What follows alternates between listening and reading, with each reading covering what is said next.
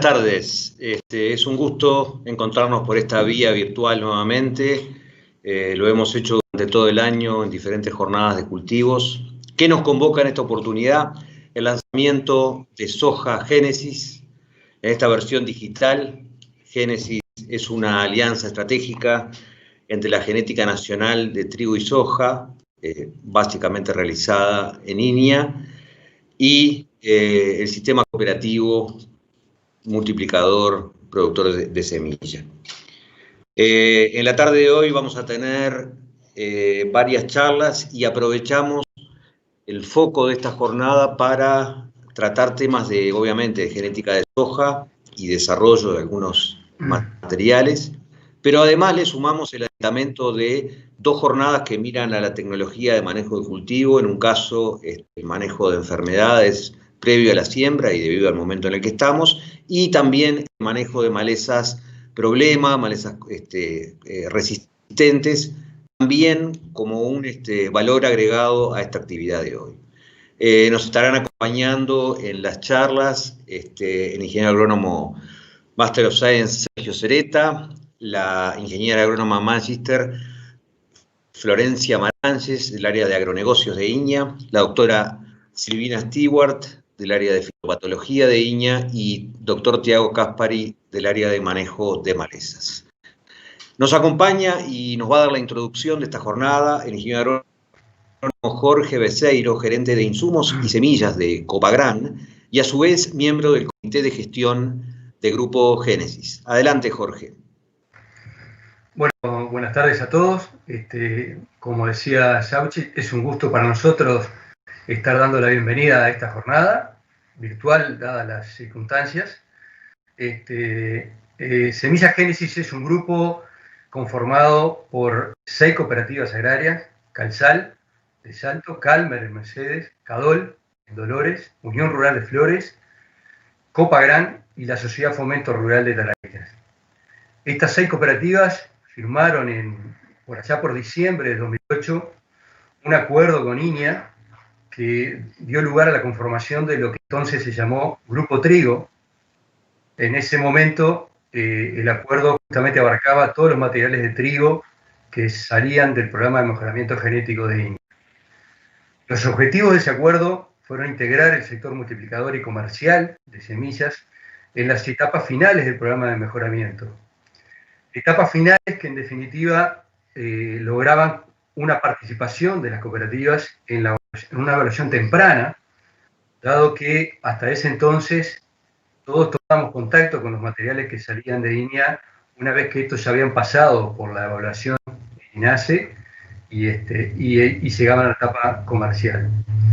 Mediante este acuerdo logramos participar desde, vamos, antes incluso de que estén en la etapa comercial, y participando entonces en la selección de los materiales en esa etapa final para definir cuáles de ellos son los que llegan finalmente al mercado.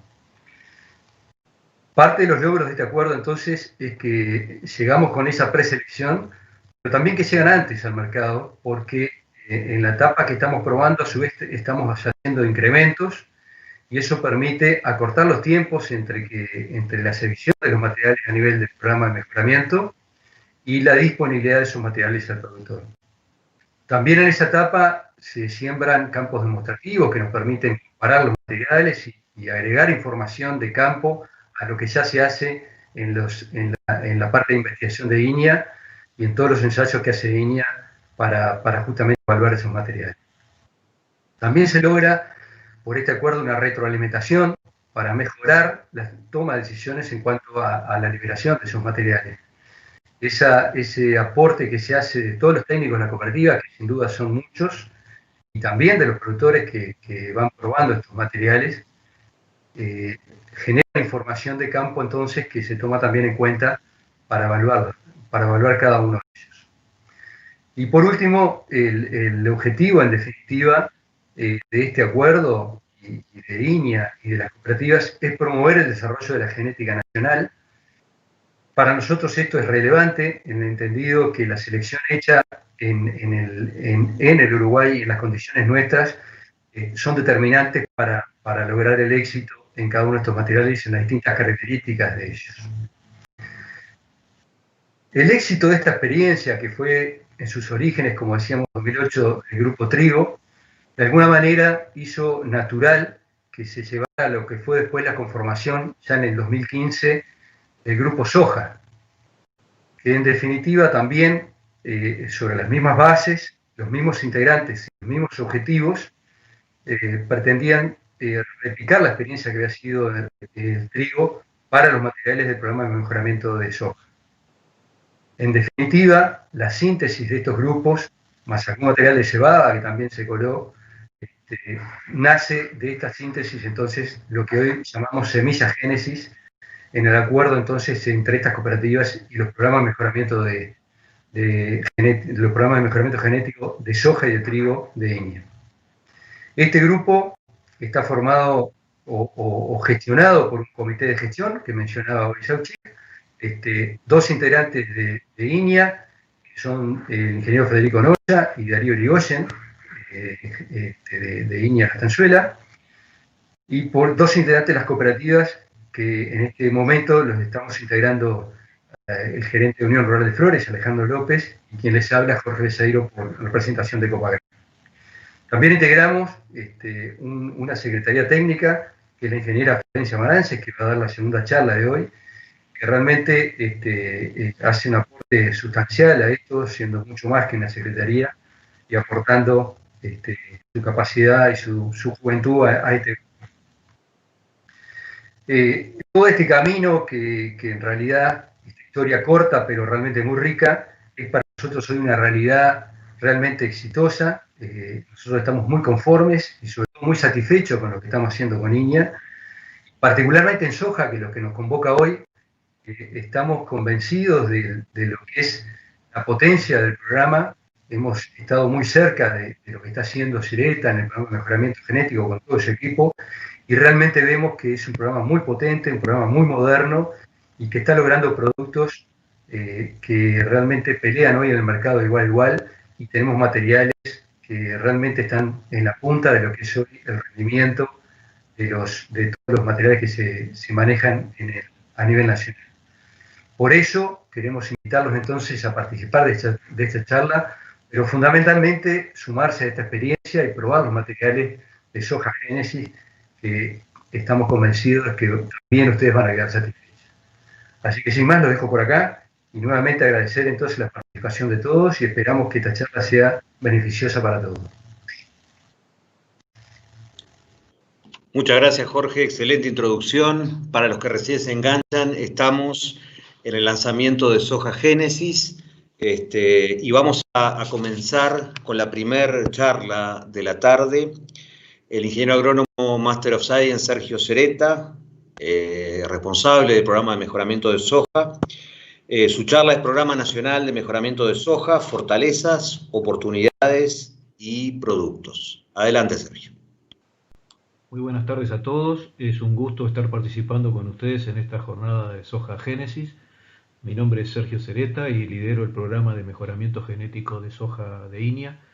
Y a continuación voy a estar presentando este programa y comentando acerca de fortalezas, oportunidades y productos disponibles.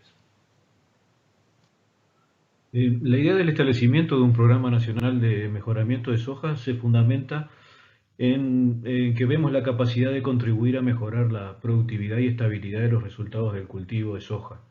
Esto por medio de la selección de material genético en las propias condiciones de crecimiento de cultivo imperantes en Uruguay, donde, como todos sabemos, tenemos suelos de escasa capacidad de almacenamiento de agua, y eso combinado con la variabilidad climática hace que muy a menudo el cultivo enfrente situaciones de estrés abiótico, fundamentalmente por sequía, y eso ocasiona la variabilidad de rendimiento que ustedes ven en el gráfico inferior, ¿no? Donde en los últimos años tenemos variaciones de 3 toneladas máximo a menos de 1.500 kilos por hectárea. Entonces, como decíamos, vemos oportunidades para mejorar productividad y estabilidad, y también para diversificar la cartera de productos, oportunidades para la innovación tecnológica, y para el fortalecimiento de la industria semillarista nacional y la soberanía de los recursos humanos.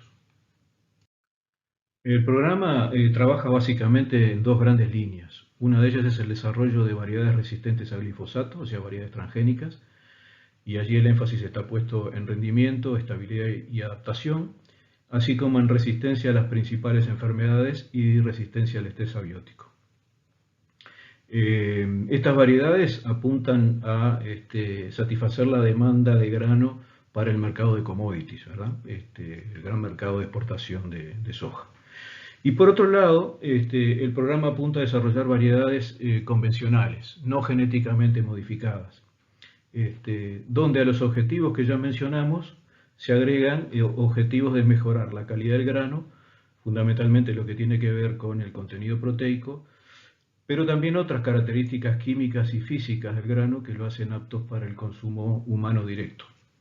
Estas variedades entonces están destinadas a diversificar las oportunidades de mercado, accediendo a lo que llamamos el mercado de especialidades o mercado de granos diferenciados. El proceso de mejoramiento genético arranca con la generación de cruzamientos dirigidos, o sea, combinación de distintas líneas que tienen distintas características que queremos aprovechar y juntar en un solo genotipo. Nosotros realizamos aproximadamente 150 combinaciones parentales al año y, digamos, el año del cruzamiento es lo que llamaríamos el año 1.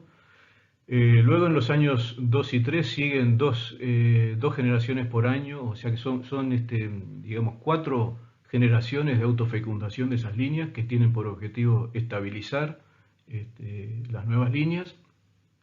Eso consume aproximadamente 2 años, ya que, como les decía, tenemos una generación de verano a campo y una generación de invierno que se hace en invernáculo.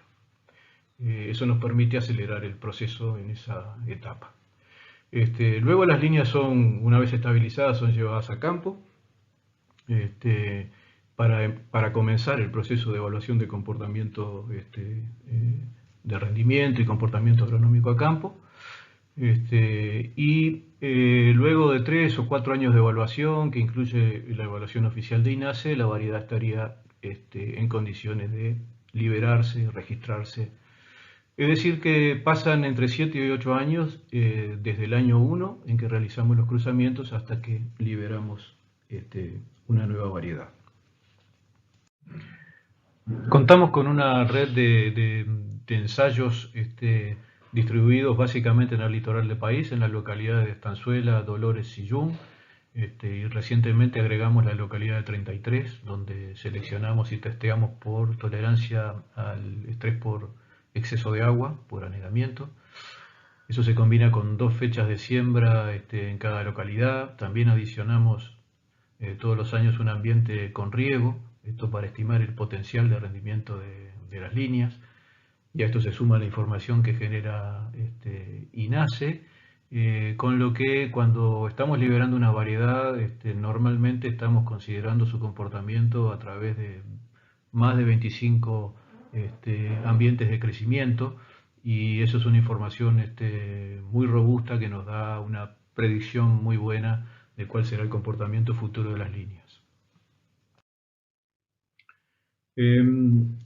Nosotros somos un grupo bastante reducido en lo que tiene que ver con personal permanentemente afectado al mejoramiento de soja, por lo que para tener un programa potente hemos tenido que ir buscando apoyos y colaboración, realizando acuerdos con otros grupos de investigación, participando en proyectos y realizando acuerdos con instituciones nacionales e internacionales. Como se ve en este gráfico, nosotros tenemos acuerdos con universidades del sur de Estados Unidos que básicamente nos permiten intercambiar material genético. Tenemos acuerdos con el SHIRCAS de Japón. Esto concretamente es para el acceso a genes de resistencia a roya asiática, roya es la soja, que lo estamos introgresando en nuestras variedades elite. Una serie de acuerdos que tienen que ver con desarrollar capacidades para seleccionar por tolerancia a estrés abiótico y biótico. Hemos desarrollado equipos y metodología de fenotipado de gran escala a campo. Se han desarrollado plataformas de genómica, Esto básicamente a través de proyectos financiados o cofinanciados por ANI, en este caso la Red Nacional de Biotecnología Agropecuaria, cofinanciada a su vez por 5 empresas semilleristas nacionales. Participamos en un proyecto Procisur, que también tiene como objetivo estrés abiótico y biótico y el fenotipado de gran escala. Luego tenemos acuerdos con el Instituto Julius Kühn de Alemania, donde desarrollamos todo lo que tiene que ver con edición genómica. Tenemos acuerdos con la Academia de Ciencias Chinas, básicamente por acceso a gran variabilidad genética disponible en China y metodología de mejoramiento, así como algunos eventos de transformación que se están desarrollando en China y que podríamos aterrizar en nuestro germoplasma. Y también acuerdos para acceso a eventos de transformación, por ejemplo con la empresa Verdeca estamos introgresando el gen HB4 de tolerancia a sequía. También con tolerancia a sequía estamos trabajando con la Universidad de Seúl en Corea y con la Academia de Ciencias Chinas en distintos transgénicos que tienen que ver con tolerancia a herbicidas.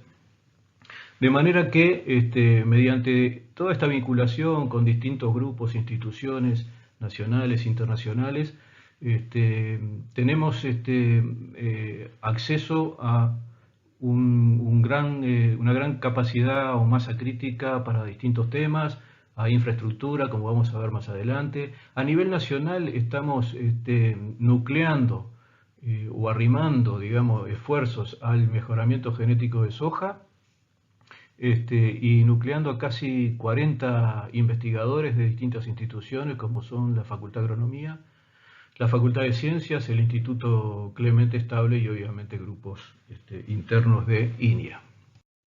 También estos acuerdos que desarrollamos nos permiten mejorar la capacidad de infraestructura. En el año 2019 se invirtió en un nuevo invernáculo completamente automatizado que nos amplió mucho la capacidad de generar generaciones de invierno, en el caso de soja, para acelerar el proceso de mejoramiento. Se generó un fenotipador móvil de gran escala que nos da la capacidad de caracterizar un número muy alto de líneas en el campo en corto tiempo y a un costo muy bajo. Esto básicamente funciona con sensores remotos que pueden medir desde cosas muy simples como la altura de planta hacia características más complejas como las condiciones de demanda de agua, tasa de evaporación, el área foliar, ángulo de las hojas, el contenido de clorofila, la conductividad estomática, es decir, se genera mucha información que está relacionada, por ejemplo, a cómo maneja la planta el estrés hídrico y entonces permite avanzar en lo que es la selección por ejemplo, tolerancia a sequía. Y a su vez toda esa información se puede relacionar con la información genómica que estamos generando. Con el grupo de fitopatología se ha realizado un relevamiento de los principales patotipos presentes en el país de las enfermedades más importantes de la soja. Eso es muy importante tenerlo claro a la hora de seleccionar por resistencia a estas enfermedades. Estamos utilizando selección asistida por marcadores moleculares para el caso de la introgresión de genes de resistencia a roya en las líneas elite del programa. Esto es básicamente un programa de retrocruzas que ya está muy avanzado, o sea que pronto vamos a tener líneas con al menos 2 genes apilados de resistencia a roya asiática. También para el caso de la resistencia al cancro de tallo se han implementado marcadores moleculares que nos permiten identificar en laboratorio plantas resistentes. Nuestra unidad de biotecnología, conjuntamente con Facultad de Ciencias y el Instituto Julius Kühn, han desarrollado protocolos de transformación para plantas de soja que nos permite desde hacer plantas transgénicas hasta utilizar edición genómica, por ejemplo, para mejorar el valor del grano de soja. Y entonces, como les comentaba, esto en resumen permite consolidar un programa de mejoramiento potente, moderno, eficiente y que como resultado está generando productos tecnológicos competitivos que vamos a repasar a continuación. Vamos a hablar primero de las variedades comerciales que van a estar disponibles para la presente zafra. Básicamente estamos hablando de 5 variedades que abarcan un rango de grupos de madurez del 5 medio al 6 largo. Y comenzamos por Génesis 5501, que es la variedad de ciclo más corto de la paleta Génesis. Es un grupo de madurez 5,5, una variedad de estabilidad comprobada y destacado comportamiento en siembras de noviembre. No obstante, por su ciclo es también la opción indicada para cuando se nos atrasa la fecha de siembra.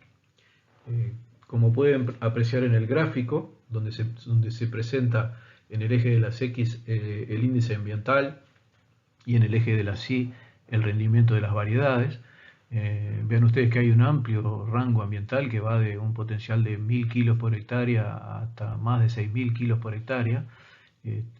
Allí se grafica Génesis 5501 en color azul y comparada con G590 y NA 5909.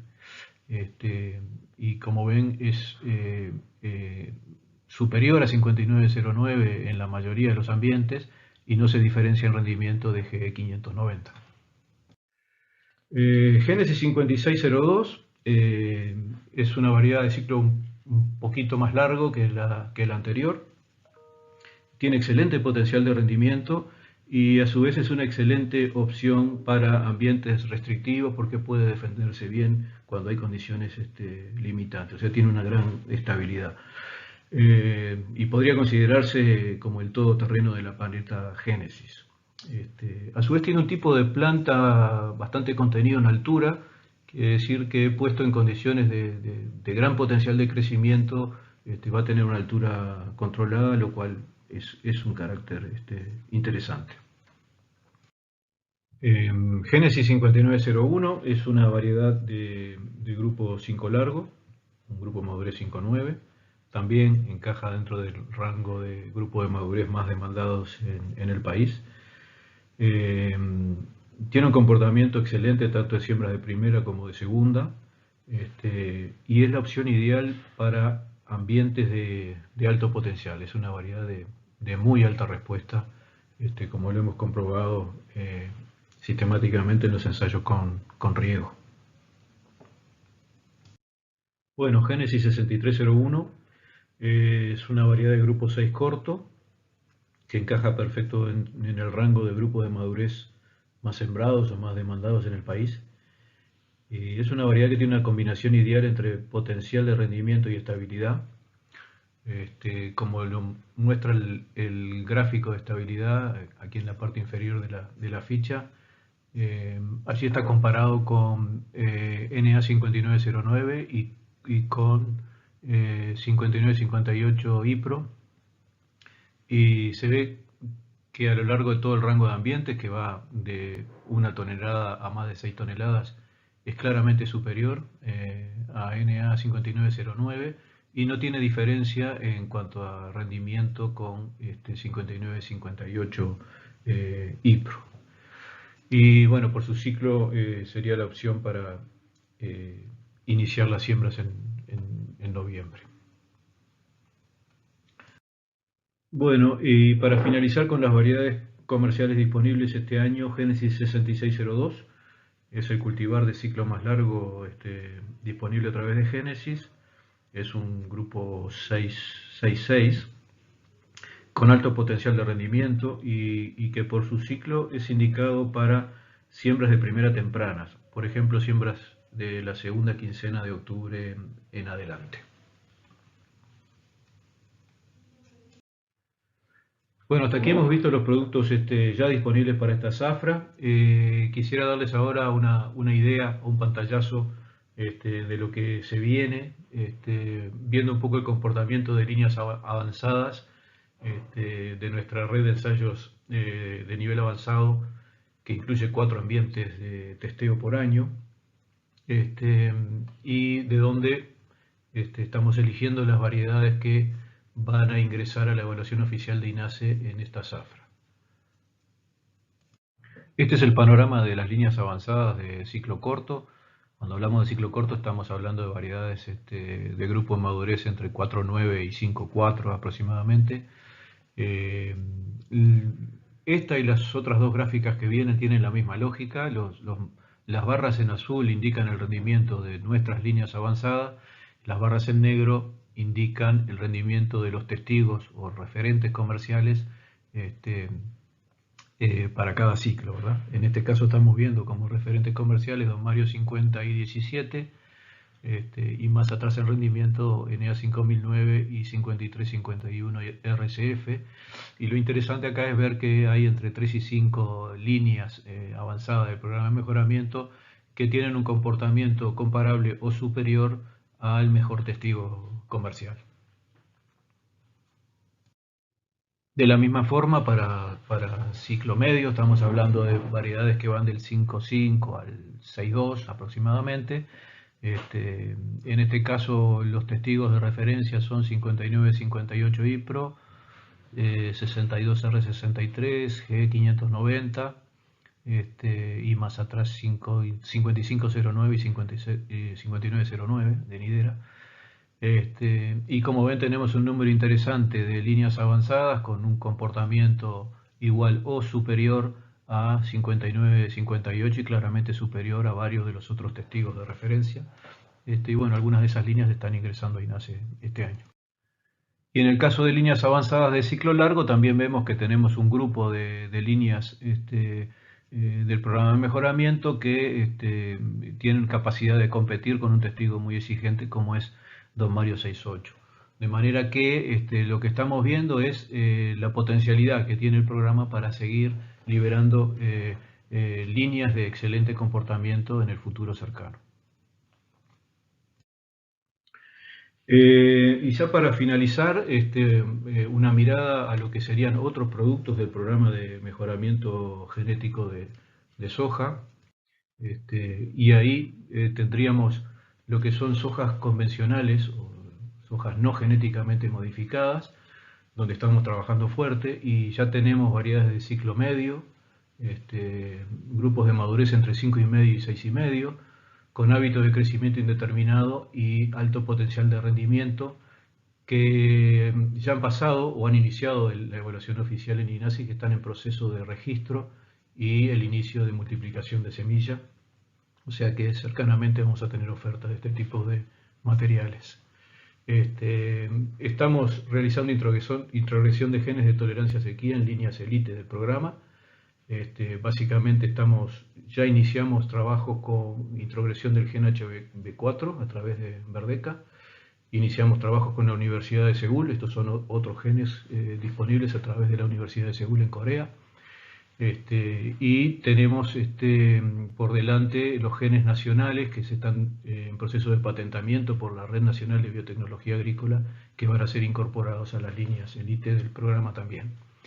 Y otro tema en que estamos trabajando tiene que ver con tolerancia a sulfonilureas, donde ya tenemos líneas estabilizadas para la evaluación, iniciar la evaluación a campo en esta zafra. Son líneas que ya han sido evaluadas por su tolerancia a la aplicación del herbicida, la aplicación directa, y donde estamos haciendo comprobaciones a nivel molecular para tener más garantías en la liberación de este tipo de material.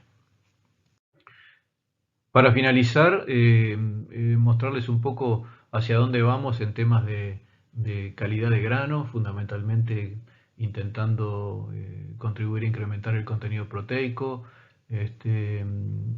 teniendo en cuenta el perfil proteico también, de manera de poder acceder a un mercado diferenciado, que es el mercado de granos para la alimentación humana directa, que fundamentalmente tiene que ver con el mercado asiático de grano de soja para ese fin. Y la idea es diversificar productos que permitan acceder a otros mercados y captar mejores precios para el grano de soja. Bueno, en eso estamos trabajando. Ahí ustedes ven en el gráfico algunos datos, simplemente para mostrarles que en una pequeña colección de líneas del programa ya se ve una variabilidad muy importante en lo que tiene que ver con el contenido de proteína del grano.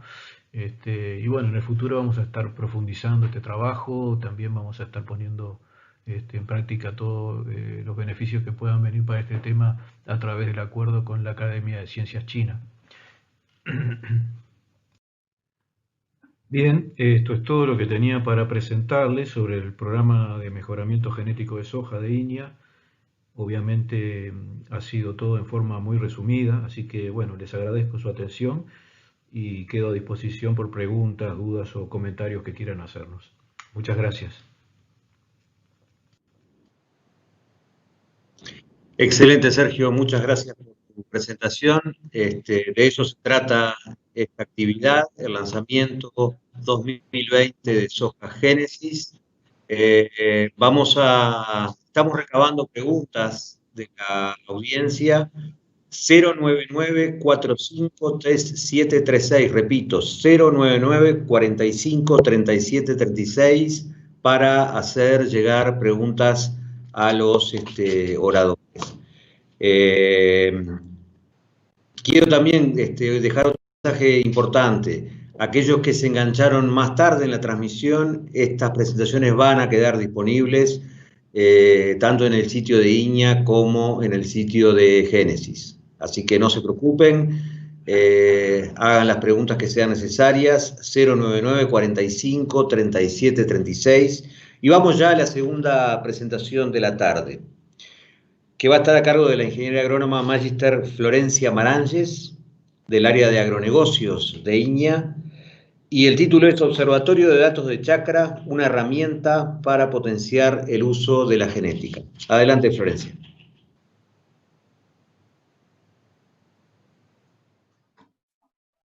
Bueno, buenas tardes para todos. La idea de hoy es presentarles un breve análisis de lo que fue la zafra de soja pasada, donde pudimos recabar información de unas 55.000 hectáreas que tuvieron los datos de localización, como ven en el mapa central, datos de rendimiento, fecha de siembra y variedad. Estas 55.000 hectáreas significaron 1.206 chacras bajo análisis. Analizando lo que fue el área de la primera y de la segunda, vemos que 31.400 hectáreas fueron de soja de primera, lo cual representó un 57% del área, mientras que 23.600 hectáreas correspondieron a soja de segunda, lo cual terminó significando un 43% del área sembrada. En relación a los rindes, como vemos en estos dos rectángulos de acá arriba, el promedio de la primera fue de 2.208 kilos por hectárea y el de la segunda fue de 2.114 kilos por hectárea. Ahora vamos a hacer énfasis en lo que fue exclusivamente la genética Génesis. Para este caso, contamos con un área de 14.128 hectáreas, las cuales están distribuidas de una manera muy similar a lo que fue el promedio entre primera y segunda, como vemos acá. Un 53% se sembró como soja de primera y un 47% se terminó sembrando como soja de segunda. Toda esta información que ustedes ven acá, que pudimos recabar, así como la información de las 55.000 hectáreas que mencionábamos recién, es información recabada por las 6 cooperativas que forman parte del Grupo Génesis: Copagran, Cadol, Calmer, Calsal, Sociedad Fomento Rural de Tarariras y Unión Rural de Flores. Ahora lo que voy a ir haciendo es ir seleccionando por cada una de las variedades para que ustedes vean cómo fue el comportamiento en cuanto a rendimiento y cuál fue la superficie que tomamos en consideración para cada una de las variedades de Génesis. Génesis 5501, como ustedes sabrán, es una de las variedades más antiguas que tenemos dentro de la paleta de opciones de Génesis, para la cual tuvimos 3.928 hectáreas bajo análisis, distribuidas de la siguiente manera: 1.279 hectáreas de primera y 2.649 de segunda. Esta alta proporción de soja de segunda seguramente estuvo afectando lo que fueron los rindes promedios para esta variedad, lo cual lo vamos a estar viendo a medida que transcurra la presentación. Después tenemos el caso de 5602, otra de las variedades ya más viejas dentro de la paleta de opciones Génesis. Tuvimos 5.770 hectáreas bajo análisis. 2.686 de primera, 3.084 de segunda, 146 chakras, y en este caso tanto los rindes de primera como los rindes de segunda, como ven acá, estuvieron muy similares a lo que fue el promedio de las chakras bajo análisis. Para el caso de 5901, como ven acá, son poquitas chakras, tan solo 7 chakras, lo cual representó un área de 373 hectáreas, pero está bueno mostrarlos porque si bien es una variedad muy nueva, termina confirmando lo que ya se veía dentro del programa de mejoramiento de soja de Iña y los resultados de la evaluación de cultivares, que es un material muy productivo. Incluso fue dentro de todas las variedades que analizamos en esta base de datos, no solo Génesis, sino todas las variedades, fue la variedad que más rindió, con 3.009 kilos por hectárea.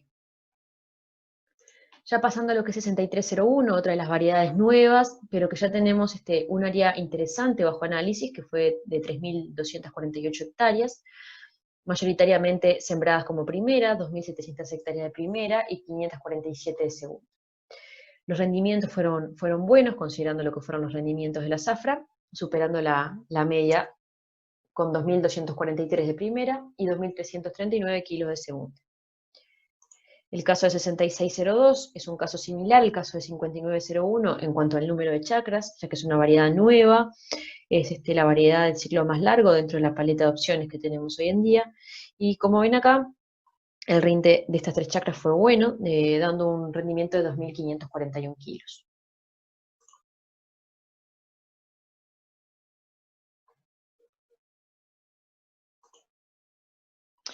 En esta diapositiva lo que les presento es la superficie considerada por quincena de siembra. Como ven acá, tenemos siembras de la segunda quincena de octubre hasta la primera quincena de enero, pero estos extremos consideran muy poquitos números de hectáreas. Esto es importante para ver cuando analizamos acá los rindes promedios por quincena de siembra, considerar que estos extremos en realidad estamos considerando que son con muy poco número de hectáreas. Como ven acá, mayoritariamente se concentra el área sembrada entre la primera quincena de noviembre y la primera quincena de diciembre, mayoritariamente. Los rindes, como ya suponíamos, van decayendo a medida que se atrasa la fecha de siembra. En este caso podríamos ir jugando por genética y variedad y ver cómo se han comportado los rindes según quincena de siembra. Por temas de tiempo en este momento no lo podremos hacer, pero sí contamos con esa información.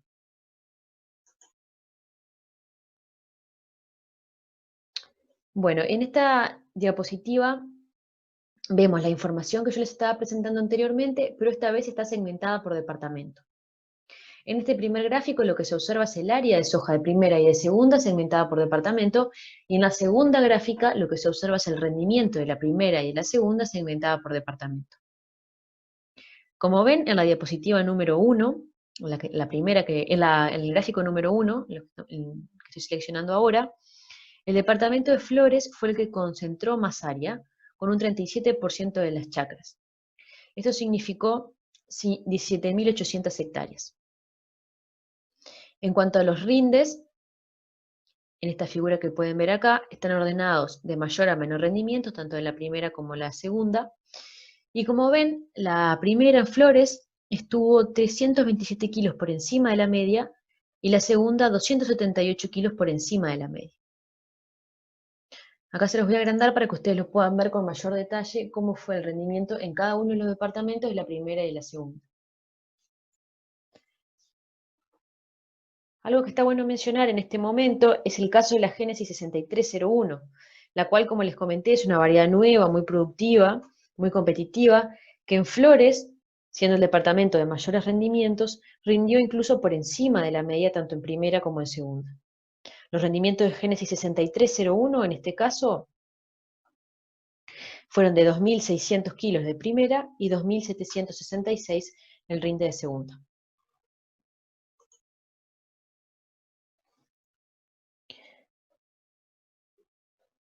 Ahora vamos a analizar cómo fue la distribución de las chakras Génesis particularmente.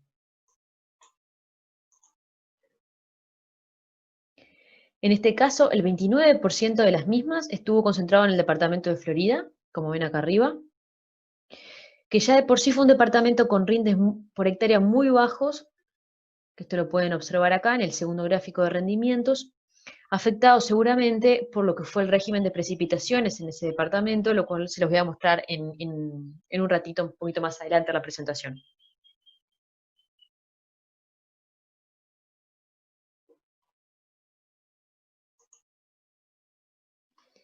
Bueno, y ahora pasamos a ver lo que fue los rendimientos en sí de cada una de las variedades y cómo fue la variabilidad de los mismos. En esta diapositiva les presento un gráfico, un box plot, donde podemos ver, bueno, hago una breve explicación de cómo es este gráfico, por si alguno no lo entiende muy bien. Acá en el cuadrado sólido del medio se concentra el 50% de los datos en cada uno de ellos. En el brazo superior está el 25% superior de los datos y en el brazo inferior el 25% inferior, valga la redundancia. Después tenemos los puntitos, representan la media de cada una de las variedades y la línea representa la mediana. En este caso, este gráfico está ordenado de menor a mayor por los rendimientos medios. En esta tabla que les presento acá a la derecha, lo que está bueno ver es a qué superficie estamos haciendo referencia cuando mostramos el rinde de cada una de las variedades. Como verán acá, yo tengo seleccionada algunas de las variedades para visualizar este gráfico, y el motivo es primero porque quiero mostrarles cómo fue el comportamiento específicamente de las variedades de génesis. El segundo motivo es que seleccioné aquellas variedades que tuvieron áreas de siembras importantes dentro de nuestra base de datos, como el caso de Agritex 5900, y después también variedades que son testigos dentro de la Evaluación Nacional de Cultivares o que también se utilizan como testigos en el programa de mejoramiento genético de INAH. Entonces, como verán acá, yo agregué el caso de la Agritex 5900, Don Mario 68, Nidera 5909, Don Mario 5958. Como les decía, el primer caso, el caso de la Génesis 5501, como verán, tuvo rendimientos un poquito por debajo de lo que fue la media, pero esto está fundamentalmente explicado por la gran proporción de siembra de segunda que tuvo esta variedad. Después, si recuerdan, tenemos el caso de 5602, que yo se lo mostré al principio de la presentación, donde los rendimientos están muy similares a lo que fue la media. Esta variedad tuvo rendimientos máximos muy buenos, como ven acá. El rendimiento máximo, particularmente en este año, fue de 3.860 kilos, que está representado por el brazo superior, digamos. Luego tenemos el caso de 6301, como les decía, es una variedad muy productiva, que incluso supera a los testigos que colocamos acá, testigos ya muy conocidos y muy productivos como todos saben, como es el caso de Don Mario 5958. En este caso, el promedio de rinde fue de 2.259 kilos y tuvo algunas chacras de muy buenos rendimientos, excelentes rendimientos de 4.000 kilos. Acá les coloqué el caso de 5901. Como les comentaba, tenemos que tener en cuenta que estamos analizando una variedad, pero que tiene muy poquita superficie y muy poquito número de chacras. Igualmente no quería dejar de mostrarlos porque, como les decía, fue la variedad que más rindió en toda la base de datos, y no quería dejar de mostrarlo porque termina comprobando lo que ya veníamos viendo nosotros a nivel experimental.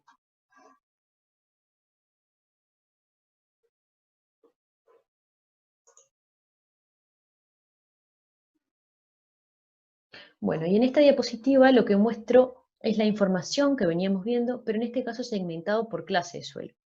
¿Qué es esto de la clase de suelo? Es una clasificación que realizó Molfino, a través de la cual se le asigna un valor de agua potencialmente disponible a cada perfil de suelo clasificado por grupo CONIAT. Por ejemplo, una clase media, como lo que ven acá, una clase media tiene un valor de agua potencialmente disponible de entre 51 a 70 milímetros, mientras que un suelo de clase alta, como ven acá, tiene un valor de entre 120 y 160 milímetros. Entonces, este año acá lo que ven es el rendimiento según clase, tanto para soja de primera como soja de segunda, dividido según clase alta y clase media. Obviamente que existen más clasificaciones, no las coloqué porque realmente hay muy poca información, muy pocas chacras que tuvieran suelos de clase muy baja, muy alta o baja. Es por eso que elegí estas dos categorías para mostrarles hoy. Este año la diferencia en rindes entre los suelos de clase media y alta no fue tan significativo como sí fue el año pasado, y esto seguramente está explicado por el régimen de precipitaciones existente en la zafra pasada, y que no permitió que se expresaran mayores diferencias entre las clases de suelo, como ven acá. Ahora les paso a mostrar el segundo gráfico, que es este gráfico de anillos, en donde está representada la superficie según clase de suelo. Esta primera imagen, lo que vemos, está sin seleccionar ninguna genética, como ven acá, por lo tanto muestra el promedio de las chacras. Y como ven, en el promedio de las 55.087 hectáreas, el 54% se sembró en suelos de clase alta, mientras que el 44,5% se sembró en suelos de clase media. Si vamos a lo que fue Génesis, para ver cómo fue sembrada esta genética, vemos que estuvo sembrada de una manera muy similar al promedio, 56% sembrado en suelos de clase alta y 43% sembrado en suelos de clase media.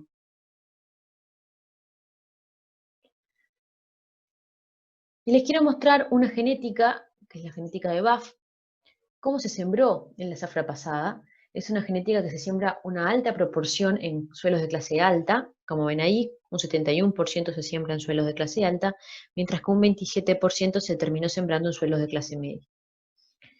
Y esto es muy importante considerarlo, porque como les decía, quizás este año, al no expresar el potencial, estos suelos, y al no poder acumular todo el agua que potencialmente que podían acumular, no se pudieron expresar tanto las diferencias, pero sí es una variable que tenemos que tener en cuenta todos los años para no sobre o subestimar genética, porque muchas veces no estamos considerando esto, vemos que una genética rindió muy bien, pero no estamos considerando en qué clase de suelo fue sembrada. Por lo tanto, es algo analizar todos los años, incluirlo en los análisis que tengamos para adelante. En este gráfico de acá arriba, lo que les muestro son los rindes, promedio por variedad y por clase de suelo. Al seleccionar suelos de clase alta, están ordenados de mayor a menor rinde, perdón. Y los suelos de clase media, ahí vemos cuáles fueron las que más rindieron a las que menos rindieron en los suelos de clase media. Esto es muy importante tener en cuenta, que hay que considerar, como les decía en las diapositivas anteriores, a qué área estamos haciendo referencia con cada una de estas variedades. Yo, si selecciono acá arriba, veo qué área de análisis tenemos para cada una de ellas. Por temas de tiempo no vamos a discutir, pero sí mostrarles que contamos con esta información y que es una herramienta muy potente para entender cuál fue el comportamiento de nuestra genética la zafra pasada.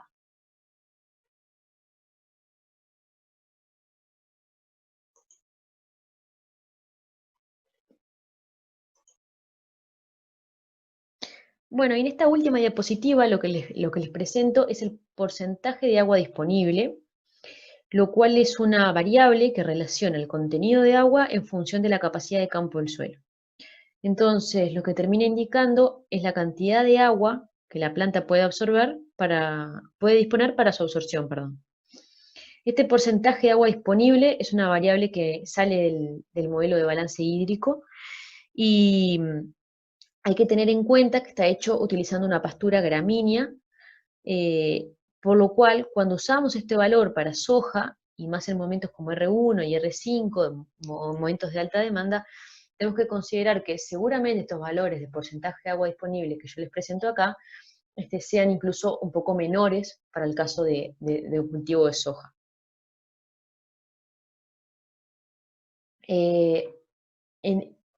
Esta información nos la pasó la unidad del GRAS de Iña. Tenemos la información del porcentaje de agua disponible para cada localización, para cada chacra.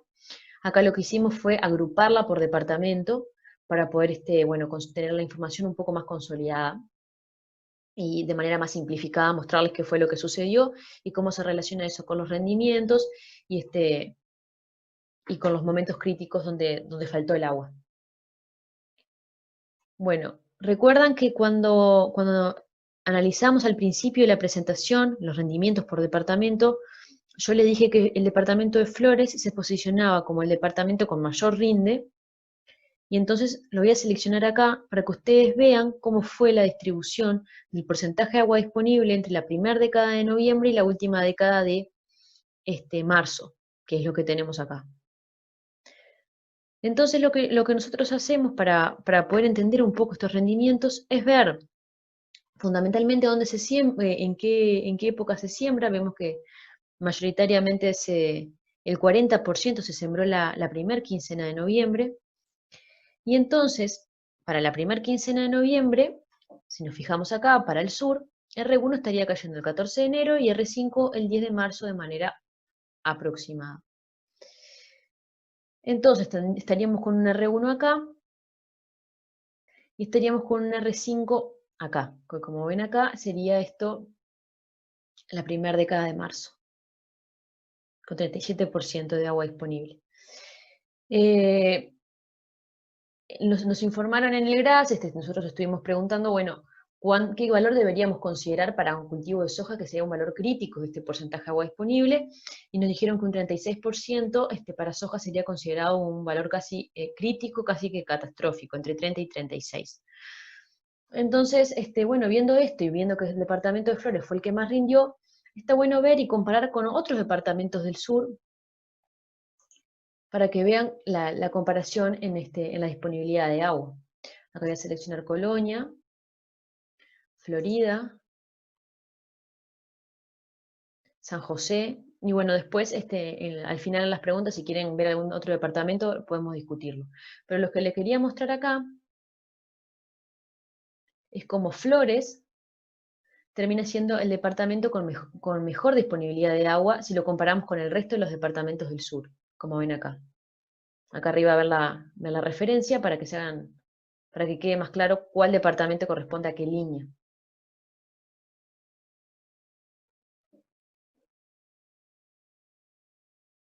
Recuerdan que al principio yo también les comenté que mayoritariamente las chacras de Génesis se sembraron en Florida, en el departamento de Florida, el cual fue un departamento muy golpeado en cuanto a agua y por eso los rendimientos estuvieron tan bajos. Otro departamento que les quiero mostrar, que creo que vale la pena destacar, es el departamento de Paysandú, que es la línea rosada que estoy seleccionando, que es la que va todo por encima, que llama la atención porque termina siendo uno de los departamentos con peores rindes. El tercer peor departamento, de menor a mayor rinde, el tercer peor departamento fue Paysandú.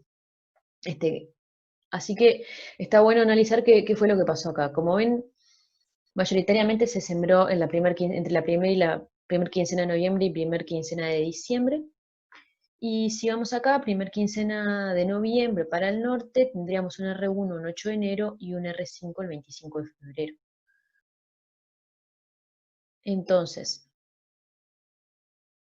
estamos en momentos de R1 con porcentajes de agua disponibles muy buenos, pero lo que vemos es que se generó seguramente un altísimo potencial, un alto número de flores, que después ese potencial no se pudo sostener, porque como verán, al seleccionar Paysandú, al seleccionarlo solo, vemos cómo momentos como R3 o R5 vinieron con disponibilidades de agua muy bajas. A esto se suma que en el departamento de Paysandú la media de temperatura estuvo 2 grados por encima del promedio histórico, lo cual también seguramente estuvo afectando negativamente lo que fueron los rendimientos. Yo les voy a colocar lo que fue Paysandú, San José y Flores, para que vean la diferencia en el porcentaje de agua disponible en cada uno de estos departamentos.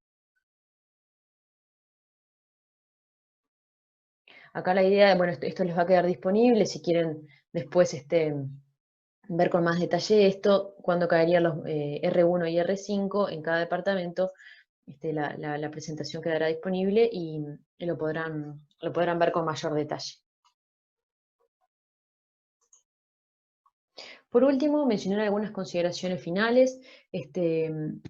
El primer punto es la importancia de contar con información confiable para hacer un análisis detallado de la zafra que permita separar el efecto de la genética del efecto del ambiente.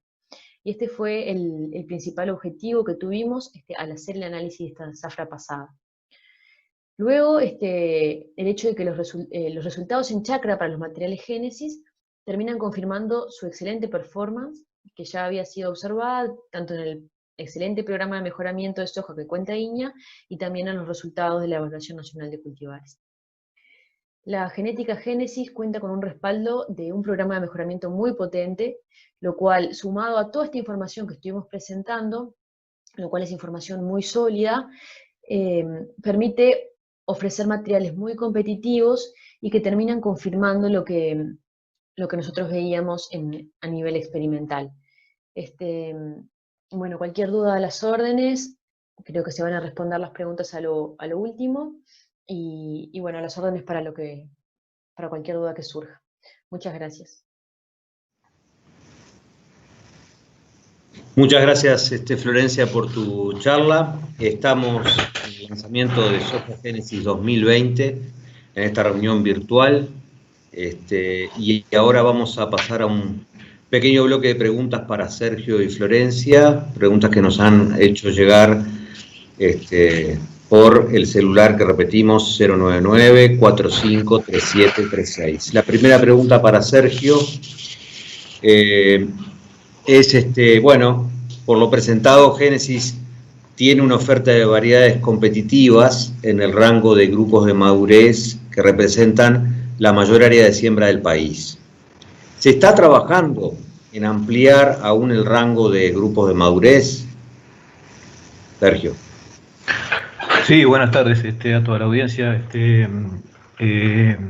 Bueno, sí, yo no lo mostré, mostré lo que son las 5 variedades comerciales que estamos planteando para esta zafra, y luego por una razón de tiempo decidí mostrar un poco lo que viene más hacia adelante. Pero, digamos, entre esas dos cosas que muestré, nosotros tenemos ya una variedad de ciclo corto, que básicamente es un grupo 5-4, que va a salir como Génesis 5401, y ya vamos a tener área de chacra en este año. Esta es una variedad bien interesante porque es un ciclo corto, pero que el acortamiento de ciclo se da básicamente porque concentra el periodo de llenado de grano en un periodo bastante corto.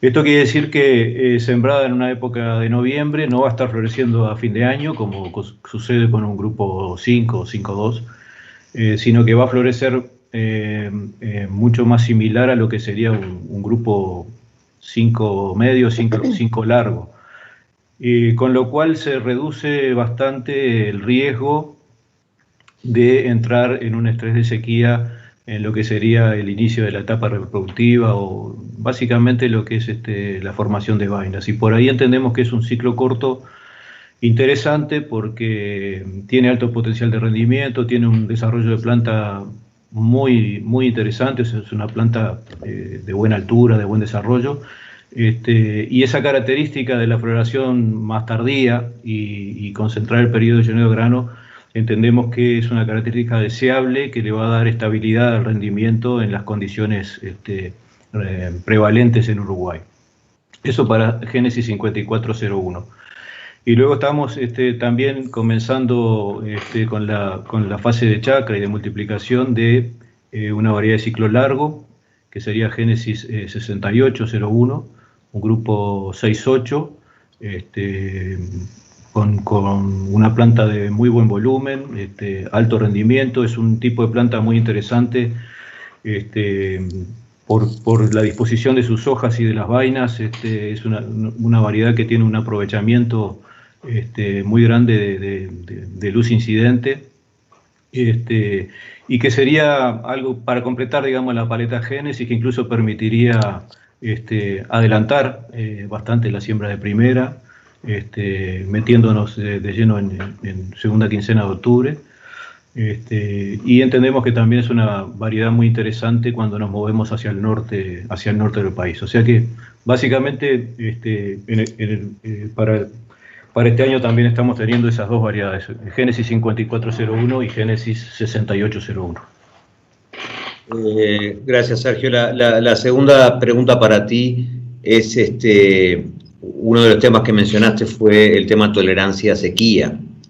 Y la pregunta es, ¿de qué diferencias de rendimiento hablamos frente a estreses hídricos severos? Claro, está muy bien la pregunta. A ver, cuando hablamos de tolerancia a sequía, obviamente estamos asumiendo que va a haber una depresión del rendimiento, o sea, la planta no puede funcionar sin agua, y obviamente cuando hay un estrés severo de sequía, hay una disminución del rendimiento, incluso en las plantas tolerantes. Lo que nosotros esperamos por medio de esta tolerancia a sequía, estos genes de tolerancia a sequía que estamos manejando, es una disminución del efecto depresivo sobre el rendimiento en condiciones de sequía. Y nosotros estamos manejando que esa ganancia en rendimiento de una variedad tolerante frente a una no tolerante en condiciones de sequía esté alrededor del 10 al 15%. O sea, no se puede pensar que va a duplicar el rendimiento o que va a rendir igual que cuando no hay agua. Cuando falta el agua, el rendimiento se deprime. Pero podríamos esperar que estas variedades tolerantes tengan un plus de rendimiento de un 10 a un 15% frente a una variedad tolerante. O por lo menos estamos trabajando con esa hipótesis. Muy bien, muchas gracias, Sergio. Florencia, una pregunta para ti. Bueno, que está relacionada con la presentación de Sergio. Se recomendó bastante Génesis 5501 como una opción cuando uno atrasa la fecha de siembra. Sin embargo, bueno, los datos del observatorio que tú presentaste, eso no parece ser así. ¿Cómo se explica esto? Hola, buenas tardes para todos. Gracias por la pregunta, Jorge. Bueno, es un buen ejemplo, justo esta pregunta, para ver cuál es la utilidad de este observatorio de datos que les presenté. Como vimos al principio de mi presentación, Génesis 5501 fue una variedad sembrada mayoritariamente como cultivo de segunda. Entonces esta variedad tuvo porcentualmente más área en ambientes de menor potencial. Fíjense que un 67% de esta variedad se sembró como cultivo de segunda. Entonces esto determinó una diferencia importante de rindes entre esta variedad y el resto de las variedades que consideramos en el análisis. Además, como les presenté, creo que fue en la última diapositiva, cuando presenté la parte del régimen de precipitaciones, esta variedad estuvo muy concentrada en el departamento de Florida, que fue un departamento muy castigado por el déficit hídrico. Entonces, bueno, en realidad no es que lo que yo presenté y lo que Sergio presentó sean cosas contradictorias en relación a esta variedad, sino que, bueno, que contando con los datos de Chacra y con esta información más detallada, podemos encontrar una respuesta un poco más certera a lo que fue el comportamiento de esta variedad y, bueno, ir un poco al fin de este observatorio, que es poder separar el efecto del ambiente del efecto de la genética en sí misma. Y, bueno, creo que un poco por ahí, capaz que ahí respondí la pregunta. Bueno, muchas gracias, Florencia. La segunda pregunta hace un poco a la recolección de variables. ¿Qué otras variables, además de las que tú presentaste, piensan que deben recabar para explicar el rendimiento? Bueno, este es el primer año en realidad que estamos recopilando información de este tipo, eso es importante mencionarlo, y ya este primer año logramos recopilar un área importante, como les mencionaba, de 55.000 hectáreas, que fueron todas chacras georreferenciadas, con datos de fecha de siembra, rendimiento, bueno, variedad, y la idea es seguir recabando más información para esta zafra que se viene ahora, y contar con información más detallada que pueda explicar el comportamiento de las variedades en cuanto a rendimiento. Pensamos contar con información como es cultivo antecesor, años de agricultura, manejo de nutrientes, riego, que creemos que va a ser clave para terminar de explicar el comportamiento de nuestras variedades. Esto nosotros consideramos desde Génesis que es clave porque, bueno, debemos seguir trabajando en esto, en generar información, no solo a nivel no solo a nivel experimental, sino también a nivel de chacra, que fue lo que les presenté, para poder seguir diferenciándonos en este sentido y que el productor pueda contar con más herramientas a la hora de decidir y de decidir qué variedad sembrar.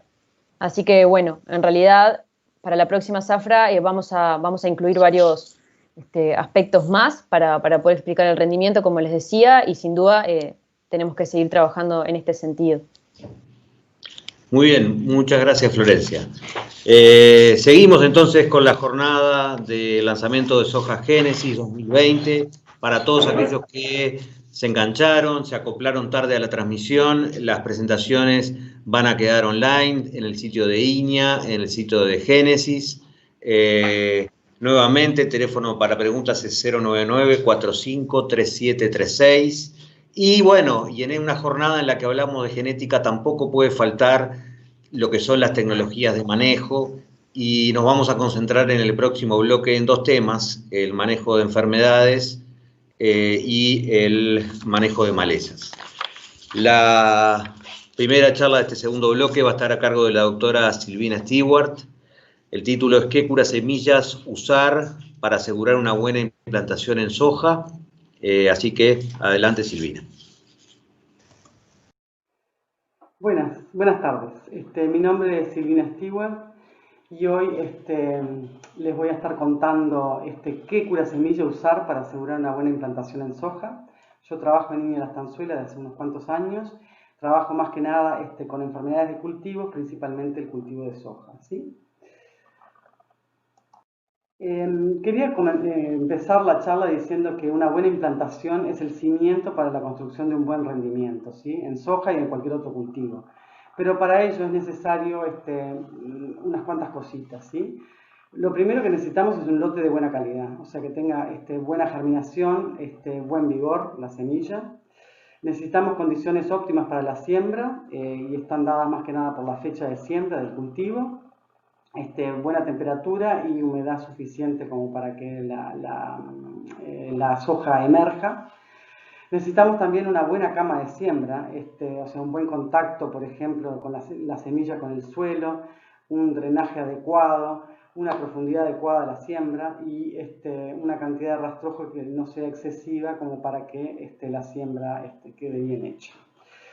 Y además necesitamos contar con pocos patógenos, ¿sí? Y este es el punto, el último puntito es el que yo me voy a dedicar en el resto de la charla, ¿sí? A contarles cuáles son los patógenos que afectan a la soja en implantación y qué hacer o qué manejo hacer para tratar de controlarlos.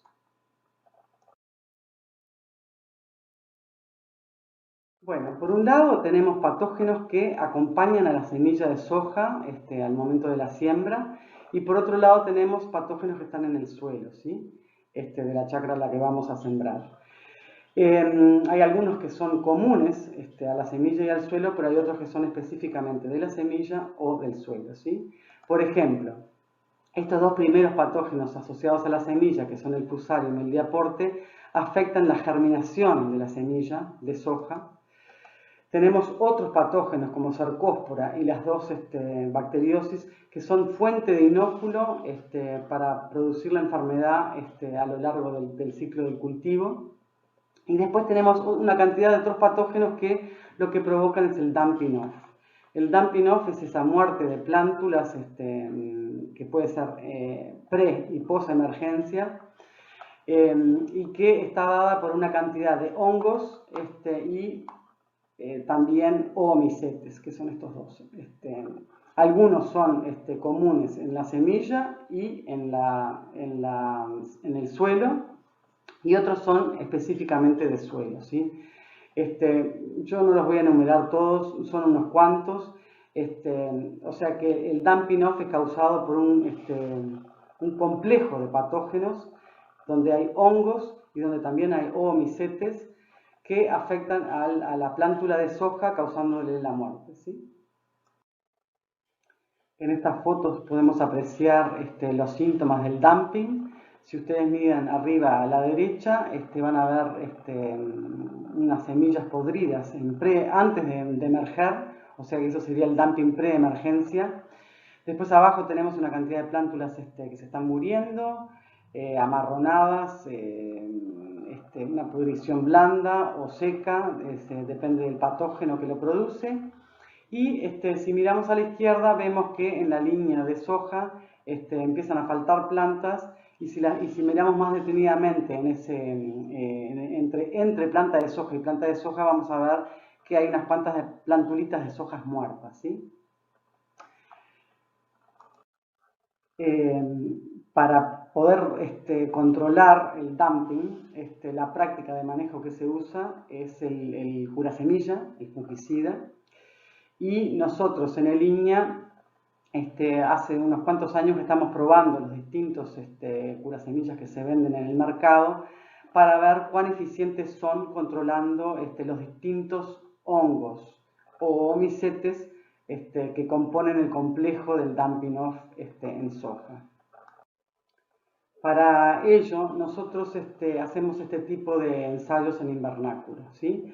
Utilizamos arroz estéril para hacer crecer el hongo que nosotros queremos ensayar, ¿sí? Y entonces al momento de la siembra inoculamos con ese arroz infectado, ¿sí? Entonces, por ejemplo, en la foto de la izquierda ustedes ven semilla de soja con distintos colores, que son los distintos productos que vamos a ensayar, cubiertos con el arroz que contiene ya uno de los patógenos que queremos ensayar, y bueno, eso lo tapamos, le damos las condiciones óptimas para que se exprese la enfermedad, bastante humedad, por ejemplo, y al cabo de 10 a 15 días lo que hacemos es contar plántulas de soja emergidas, ¿sí? Como ustedes pueden ver en la foto de la derecha, hay algunas macetas que no tienen ninguna planta, hay otras macetas que tienen 3 o 4 plantas y hay otras macetas que tienen 10 plántulas, que son el máximo, sería el máximo de emergencia porque pusimos 10 semillas en cada maceta, ¿sí? Por supuesto que esas macetas donde no hay ninguna plántula seguramente es el testigo sin curasemilla, y por lo tanto el hongo que le pusimos al arroz mató el 100% de las plántulas, ¿sí? Y por el otro, digamos, en el otro extremo están aquellas macetas que tienen de 9 a 10 plántulas, que sería la emergencia máxima, y eso está dada porque el curasemilla es muy eficiente controlando ese patógeno y por lo tanto las plántulas de soja no se murieran.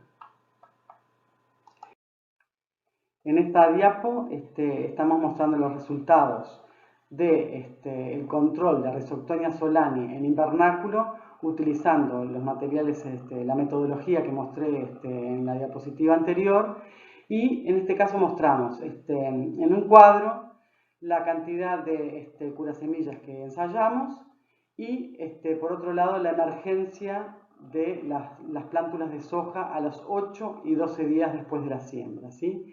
Marcado en rojo está el testigo que no tiene curasemilla, y si vamos digamos a mirar qué pasó a los 12 días, vemos que solamente un 33% de las plántulas emergieron, ¿sí?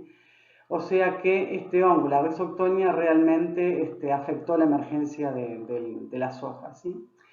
Por otro lado, o en el otro extremo, cuando nosotros le ponemos curasemillas que controlan eficientemente a la Rhizoctonia, vemos que a los 12 días logramos entre un 83 y un 88% de emergencia. O sea, realmente estos curasemillas destacados, porque son los mejores en el ensayo, realmente lograron controlar a la Rhizoctonia, obteniendo más de un 80% de las plantas emergidas, ¿sí? Si miramos estos 3 productos destacados, contienen en sus principios activos al fludioxinil, que es el ingrediente activo que está controlando a la Rhizoctonia, ¿sí? Aquí le vamos a presentar los resultados de control de Fusarium en invernáculo usando la misma metodología, pero ahora otro patógeno que compone el complejo del dumping off, ¿sí? De vuelta aparecen una cantidad de productos ensayados. El primero en el cuadro es el testigo sin curar, en donde se lograron apenas un 38% de las plántulas emergidas. Si miramos al final del cuadro, aparecen 3 productos, que son los 3 productos destacados en este ensayo, en donde se lograron porcentajes de plántulas emergidas de entre el 86 y 87%, ¿sí? Realmente se aumentó el porcentaje de plantas emergidas utilizando estos productos. Si miramos los principios activos que componen estos tres productos, vemos que el carbendazim y tiram están realmente controlando el fusarium, en el caso de los primeros dos, y en el caso del último producto, el tiabendazol es el benzimidazol responsable del control del fusarium en este curasemillas, ¿sí? Bueno, aquí les mostramos los resultados de otro ensayo que hicimos, en este caso para controlar Phytophthora zoyi en el invernáculo, utilizando la misma metodología. En este caso lo presentamos en forma de gráfico, pero es lo mismo. En el eje de las X aparecen todos los productos que probamos, y en el eje de las Y el porcentaje o el número de plantas emergidas en las distintas macetas, ¿sí? en las distintas macetas. Por un lado, la barrita naranja es el testigo sin curar, en donde se lograron apenas 40% de emergencia de las plántulas, y a medida que nos vamos hacia la derecha en el gráfico vemos los productos que mejor controlaron a la Phytophthora, ¿sí? Los últimos tres productos son los que son estadísticamente diferentes del testigo, y son son productos que contienen como principio activo al metalaxil, que es el principio activo por excelencia para el control de tanto Phytophthora zoyi como los distintos Pythiums que también forman parte del complejo Dampinov. Bueno, la máxima expresión de la eficiencia de un curasemilla se demuestra a campo, ¿no? Que es donde realmente tiene que demostrar su eficiencia en la cancha, ¿sí? Entonces, todos estos productos nosotros los llevamos al campo y sembramos surcos con los distintos curasemillas y hacemos muchas repeticiones. Y, o sea, si se dan las condiciones para que se exprese el Dampinov, terminamos con ensayos como los que ven en la foto grande, pero si no se dan las condiciones favorables para el dumping, terminamos con ensayos como se ven arriba a la derecha, en donde prácticamente hay una emergencia perfecta de todos los curasemillas y hasta del testigo sin curar. Pero bueno, los resultados que nos interesan son del ensayo donde sí se expresa el dumping, y le vamos a mostrar bueno, mejor dicho, ustedes pueden ver ahí que hay surcos que prácticamente no tienen ninguna planta y surcos que tienen prácticamente todas las plantas emergidas. Y eso es producto de la eficiencia de control del curasemilla a los distintos patógenos que están en el suelo, en esa chacra en particular. En esta gráfica aparecen los resultados del ensayo que estaba en la foto, en donde logramos realmente tener una cantidad de plántulas muertas por dumping. En la gráfica aparece el testigo sin curar en naranja, con una muy baja cantidad de plántulas emergidas, y si vamos hacia la derecha en la gráfica, vemos que los últimos 5 productos son los que se destacan en este ensayo en particular, ¿sí? Esos 5 productos contienen dentro de sus principios activos a fludioxinil o carbendazim más tiram, y todos ellos contienen metalaxil. O sea que para que un producto sea eficiente a campo, tenemos que tener más de un ingrediente activo para que pueda controlar aquellos hongos o omicetes que están en ese campo en particular. Entonces, el curasemilla ideal para el control de Dampinov en soja debería incluir por lo menos 3 o más principios activos. Y con los resultados que tenemos hoy, y de modo general, muy general, podríamos decir que el fludioxinil sería el principio activo más eficiente para controlar la rhizoctonia, que el tiabendazol o el carbendazim más tiram serían los productos ideales o los principios activos ideales para controlar fusarium, y el metalaxil el principio activo ideal o destacado para controlar Phytophthora y Pythium. En este último caso, o sea, para el metalaxil, las dosis deben de usarse bastante elevadas, porque para controlar Phytophthora se necesita bastante ingrediente activo. Y en este sentido, digamos, Iña tiene una ventaja como criadero porque las hojas que estamos vendiendo en el mercado tienen una ventaja comparativa frente a las demás, que es que son resistentes a Phytophthora, ¿sí? Todas las hojas que son liberadas del programa de mejoramiento de Iña pasan a través de esta caracterización por resistencia a Phytophthora, ¿sí? Lo que hacemos nosotros es, y ustedes lo podrán ver en esa bandeja que aparece a la izquierda arriba, en donde cada surco es una línea de soja que nosotros hacemos germinar y la vamos a inocular con Phytophthora para ver su resistencia a este patógeno, ¿sí? Lo que hacemos es un ojal, o sea, le abrimos un ojal con una jeringa a cada plantulita individual y le inoculamos con la Phytophthora. Después le damos una cámara húmeda y al cabo de 10 a 15 días lo que vamos a ver es que faltan una cantidad de surcos, o sea, se murieron una cantidad de surcos de soja que justamente son aquellas hojas que eran susceptibles a la Phytophthora y por lo tanto no resisten la inoculación. Como vemos en la foto a la derecha, la línea o el surco de soja de adelante que aparece en la foto, están todas las plántulas muertas. Esa es una línea de soja susceptible a la Phytophthora y en el fondo aparece una línea de soja resistente a la Phytophthora en donde todas las plántulas están resistiendo a la enfermedad, ¿sí? Una de las ventajas de sembrar Génesis es que es resistente a Phytophthora zoyos, ¿sí? Y la diferencia es que nosotros acá en Uruguay, o en el programa de Iña, utilizamos las razas que están presentes acá en el país y una de las razas más frecuentes que aparecen en Uruguay es la que usamos para caracterizar a las variedades que liberamos del programa. Entonces, cuando nosotros decimos que estas variedades son resistentes, es porque están chequeadas para la raza más frecuente que encontramos en Uruguay.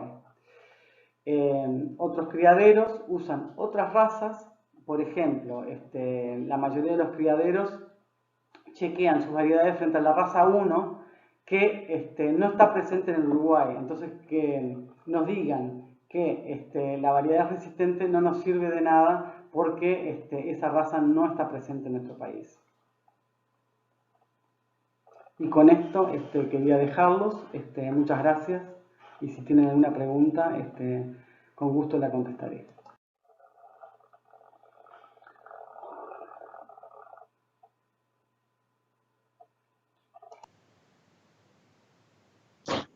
Bueno, muchas gracias Silvina, excelente tu charla, muy ilustrativa.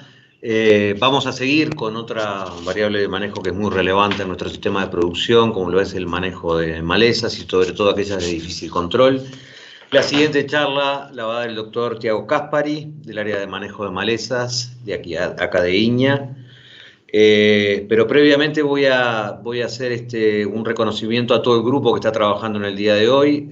Federico Donoya, del área de agronegocios, Darío Irigoyen, miembro del Comité de Gestión de Génesis y director regional de Estanzuela, Ernesto Restaino y Sebastián Bogliacchino por el área de comunicación y transferencia de tecnología, y Soledad Naya aportando desde Grupo Génesis. A todos ellos, muchas gracias. Son las caras que no se ven, pero que están y trabajan todo el día para que estas transmisiones salgan bien y que el contenido salga como debe ser en forma correcta. Pasamos entonces a la charla de Tiago, manejo de malezas de difícil control en presiembra de soja.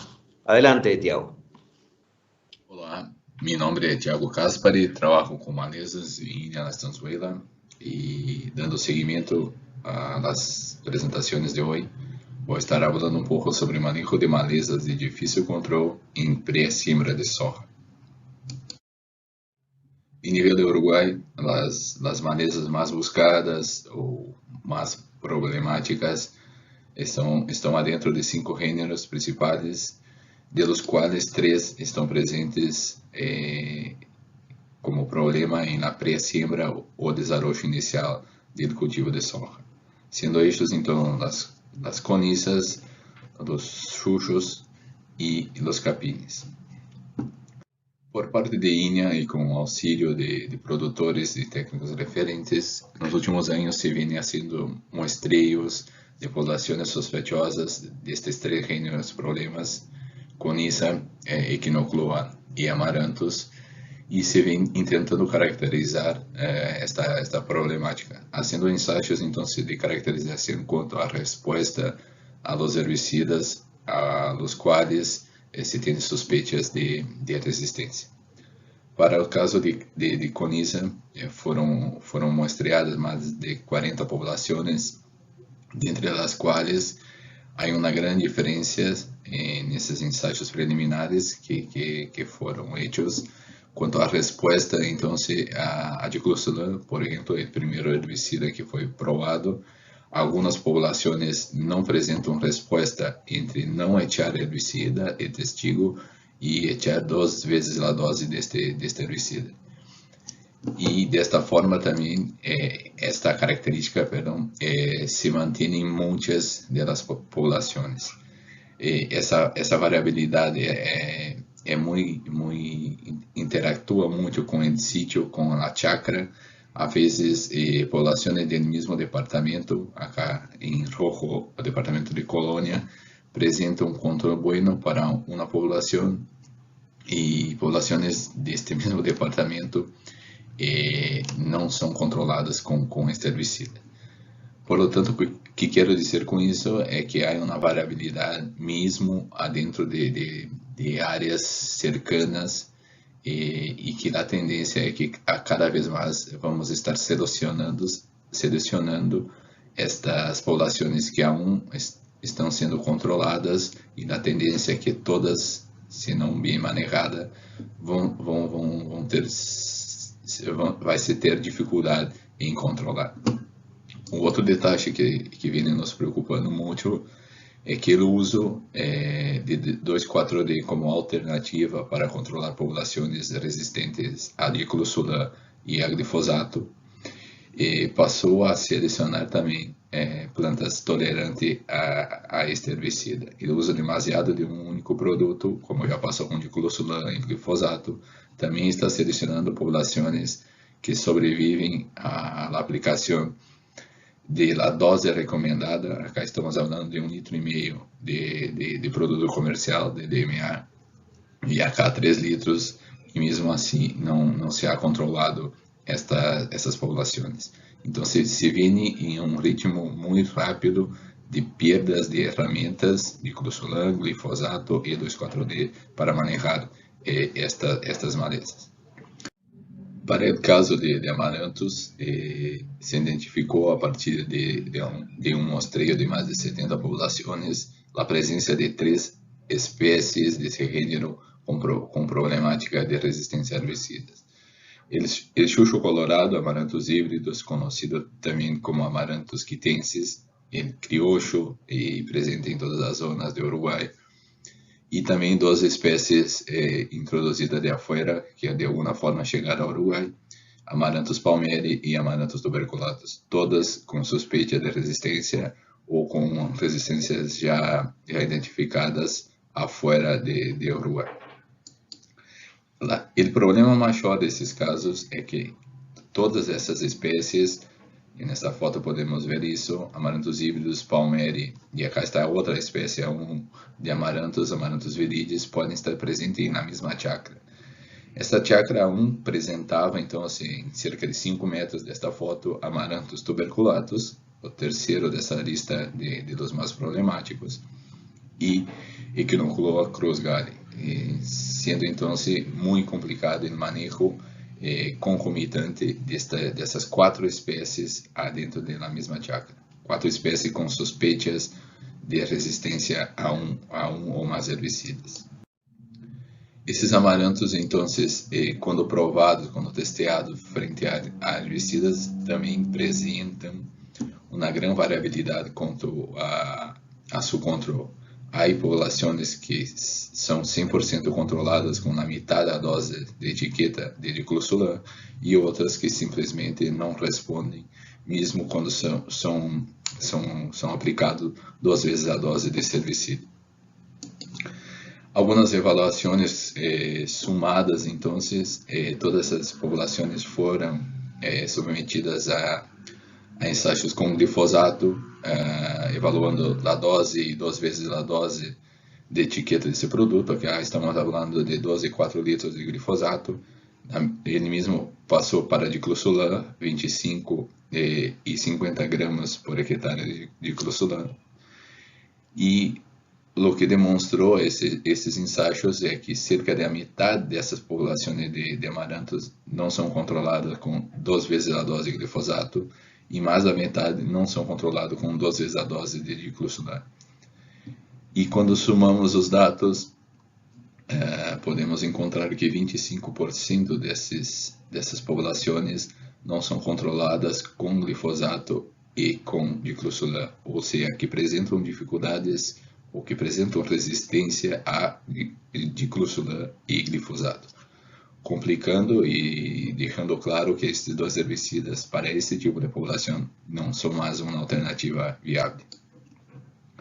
Essas populações resistentes a glifosato em verde, diclofenac em rojo e com doble resistência a glifosato mais diclofenac estão distribuídos desta forma em Uruguai, principalmente na zona onde se tem agricultura mais intensiva, caracterizando um problema possível de uso repetido destes herbicidas. Por parte dos capines, equinocloa, a variabilidade que apresentou esse gênero também é altíssima. Nos ensaios A1 estão menos desarrollados, se provou essas cerca de 30 populações a glifosato. Algumas populações são muito bem controladas, com a metade da dose, e outras se apresentam uma redução de desenvolvimento, pero mesmo com 2 vezes a dose de glifosato, não são controladas. Uma vez mais, o manejo desse tipo de população deve ter em conta então o uso de outros herbicidas, sendo que o glifosato para controlar esse tipo de população não é mais uma ferramenta viável. De todas as populações provadas, cerca de 30, com origem nos diferentes departamentos de Uruguai, cerca de 75% não são controladas ou têm um controle abaixo de 80%. E isso nos traz a informação que todas essas populações vão se quedar competindo e se multiplicando dentro do cultivo, neste caso, lá dentro do cultivo de soja, e multiplicando-se para o próximo ano. Bueno, a complexidade do problema se torna aún maior quando sumamos em mesmo mapa a presença de los 3 gêneros de malezas resistentes que podem estar afetando então el manejo, el cultivo de soja, perdão. Há chácaras, há zonas produtivas que já apresentam equinocloa e amarantos resistentes, amarantos e coniza resistente, e seguramente com o decorrer dos ensaios vamos estar somando mais pontitos que com essa resistência destes 3 gêneros. Para que isso nos sirve? Nos sirve para alertar que nesses casos não se pode pensar unicamente em manejar equinocloa e olvidar-se de los outros 2 gêneros de muita importância. E do mesmo para amarantos, tentar controlar amarantos e não recordar que nessa mesma chácara há equinocloa de difícil controle. Visando esse cenário de pré-siembra de soja, temos em conta que podemos chegar a este momento com 3 tipos de campos distintos, ou 3 cenários, sempre buscando então uma siembra de prédio, a siembra de la soja em um prédio limpo. E dependendo da forma que chegarmos, vamos ter que actuar y hacer más de una o dos o tres intervenciones para así llegarmos a esa siembra en limpio, digamos. Para este primer escenario muy complicado, seguramente vamos a tener que hacer 2 o 3 aplicaciones. Una primera mezcla potente con glifosato, hormonales y algún inhibidor de ALS, una vez que no se tenga un registro de sospecha de resistencia a esos grupos. Una segunda aplicación con desecantes, que puede ser paraquat, saflufenacil, glufosinato, e aún el uso de pré-emergentes en momentos, o un día antes o el día da siembra del cultivo. Esses pré-emergentes vão asegurar o desarrollo inicial do cultivo também em um ambiente limpo, ou seja, livre de malezas. Em cenário 2, é um pouco menos complicado. Se pode usar, ou se deve usar uma mescla com glifosato, um hormonal, e se pode já mesclar um saflufenacil como forma de controlar essas plantas que se desarrollaram adentro do cultivo de inverno e que por si não estão em uma densidade tão grande quanto este primeiro caso. E, uma vez mais, o uso de pré-emergente momentos ou dias antes quanto mais cerca da siembra da soja, melhor, porque isso alarga o tempo de seu efeito adentro do cultivo. E, por fim, cenário 3, que quizás acá já podemos fazer todas as intervenções em uma única vez, uso de glifosato mais um dessecante e somando-se a isso pré-emergentes. Isso evita, então, se um cenário deste, não é necessário 2 intervenções a mais como no cenário 1. E acá se queda registrado a importância de manejar bem o campo durante o período de inverno. Ter presente que plantas que estavam dentro dos cultivos de inverno, que são cortadas por cosechadora, estas apresentam baixa superfície foliar, e acá é muito importante esperar um pequeno rebrote, por lo menos, dessas plantas, para que se tenha onde echar herbicida. Não importa muito se é sistêmico ou contato, se não há hojas, se complica muito o seu controle. Então, se alguns ensaios que evaluaram esse comportamento evidenciam que o uso de glifosato, saflufenacil, glufosinato em plantas rebrotadas, já cortadas pelas cosechadoras, vem muito bem. Digamos, esse tipo de herbicida, desde que se espere em torno de 10 a 15 dias esse rebrote, tem um bom controle desse tipo de planta.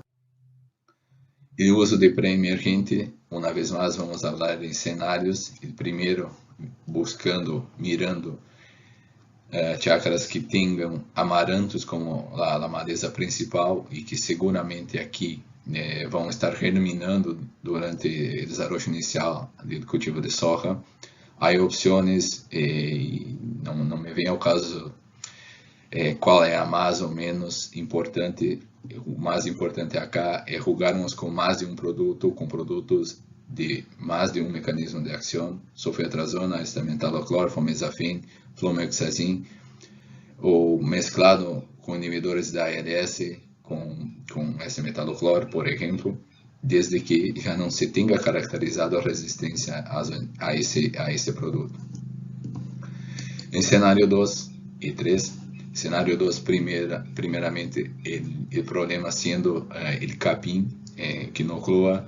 Acá temos algumas opções que nos remetem ao passado, como clomazona, imazeptir, imazapique, e algumas um pouquinho mais viejas, como pendimetalina, que andam muito bem, desde que sendo bem manejadas para o controle de capins. A situação se complica um pouco mais, uma vez mais, quando se tem histórico de amarantos de difícil controle e a equinoclua. E acá há que se trabalhar fundamentalmente com mescla de produtos pré-emergentes.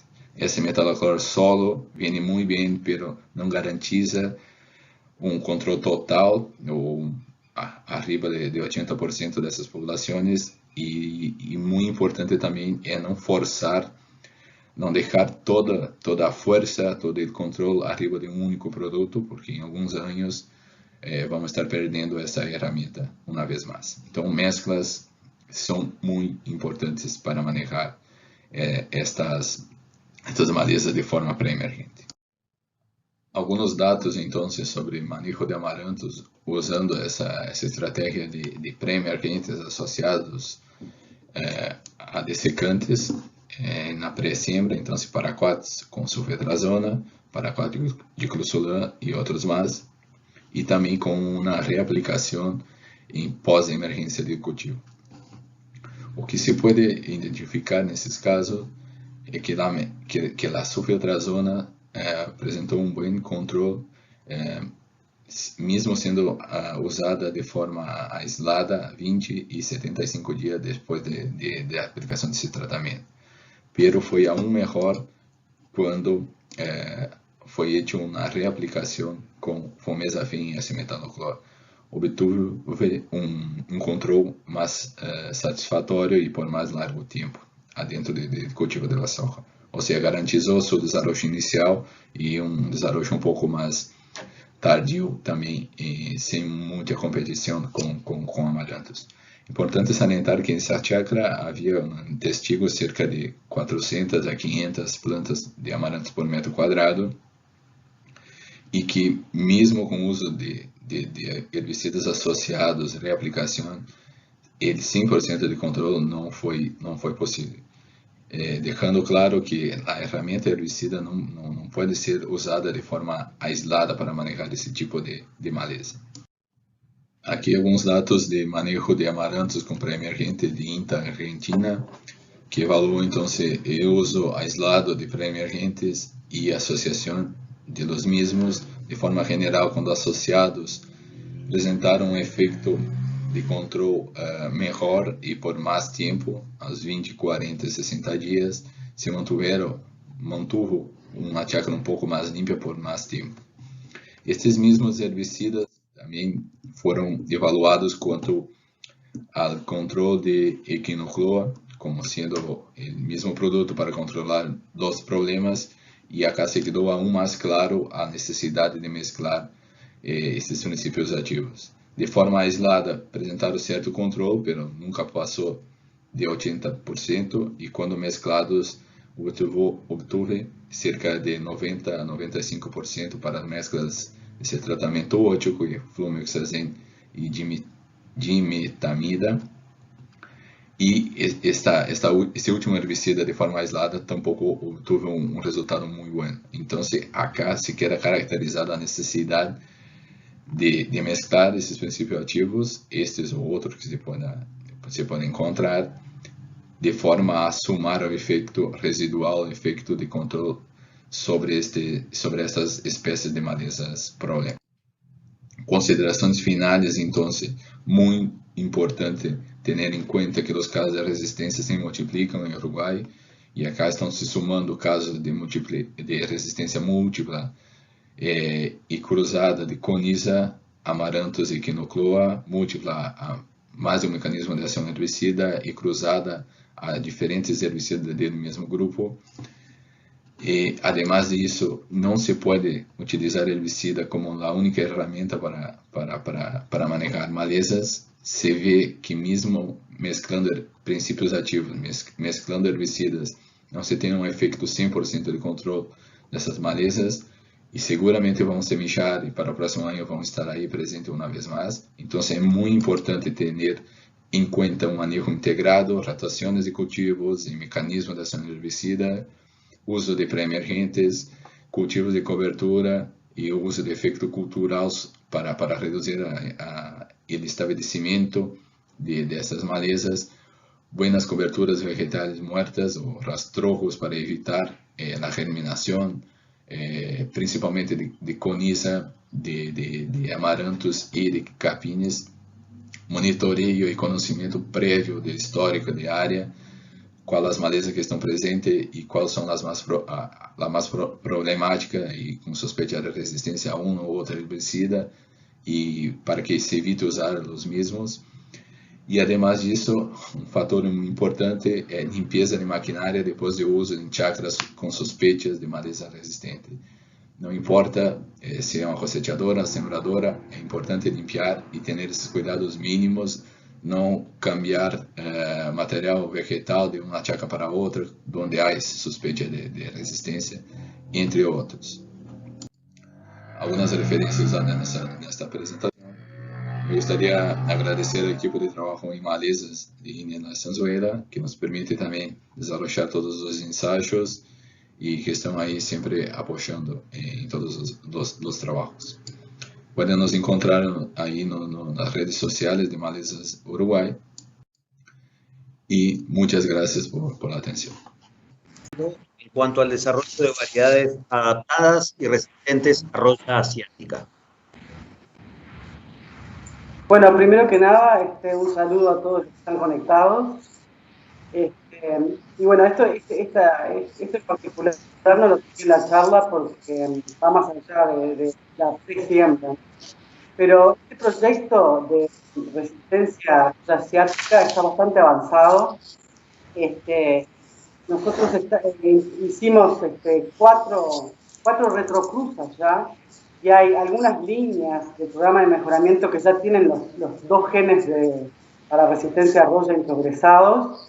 Estamos en la etapa de autofecundación de estas plantas, y después tenemos que seleccionar en la F2 aquellas líneas que tienen esos 2 genes en homocigosis, pero como queda bastante poco tiempo y estamos bastante entusiasmados, ya hemos hecho algunas pruebas que nos muestran que las líneas son realmente resistentes a roya, que es lo que queríamos lograr. Así que yo creo que en breve vamos a estar con estas líneas a ser evaluadas y bueno, ya van a tener alguna novedad. Bueno, primero tenemos que ver si realmente son buenas para otras características, pero pensamos que en la evaluación vamos a elegir aquellas que realmente sean buenas para rendimiento, tanto como para resistencia. Gracias, Silvina. La segunda pregunta relacionada con algo que tú hiciste bastante énfasis. Si la variedad de génesis tiene resistencia a fitóftora, entonces la pregunta es, ¿puedo dejar de incluir metalaxil en el curasemilla? Ahí está, son de las cosas que yo mencioné en la charla. El metalaxil, nosotros dijimos que era el producto por excelencia que controla tanto fitóftora como piscis. Entonces, aunque las variedades de Inia tengan resistencia a la raza más frecuente que encontramos en Uruguay de fitóftora, no podemos dejar de incluirlo como en el curasemilla porque estamos dejando, si lo sacáramos de la mezcla de principios activos, no controlarían el pitching. Entonces hay que dejarlo dentro de, digamos, como principio activo dentro de una mezcla ideal de curasemilla, pero capaz que podemos, digamos, podemos bajar un poco la dosis de metalaxil sabiendo que tenemos estas variedades resistentes. Nunca sacarlo como principio activo dentro de la mezcla de curasemilla.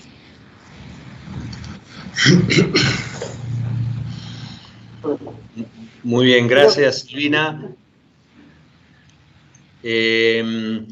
Recuerden, las presentaciones van a quedar disponibles en los sitios de Inia, en el sitio de Génesis. Y segundo punto es, como siempre pasa, llegan más preguntas de las que uno puede contestar.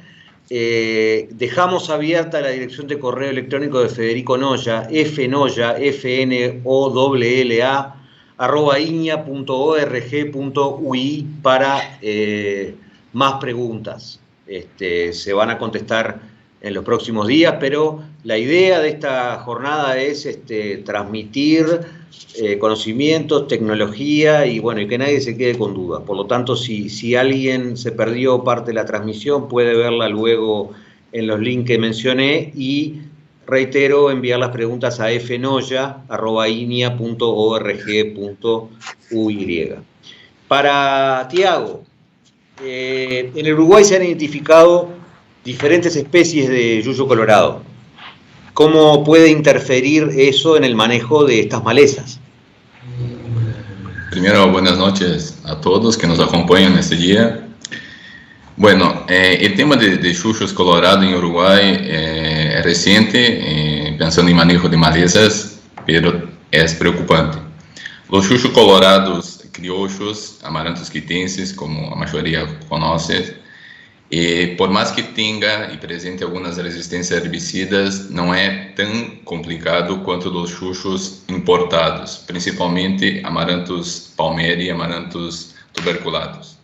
Y el problema de tener estos yuyos de afuera acá en Uruguay es que ellos pueden ser una fuente de variabilidad, o sea, pueden sumar resistencia a los otros yuyos que tenemos acá. Por lo tanto, hay que tener un cuidado mayor con estos que llegaron de afuera por alguna importación, de contaminación de maquinaria, que ya vienen con una carga de resistencia a muchos productos y muchos herbicidas, inclusive algunos preemergentes que ya son relatados afuera de Uruguay.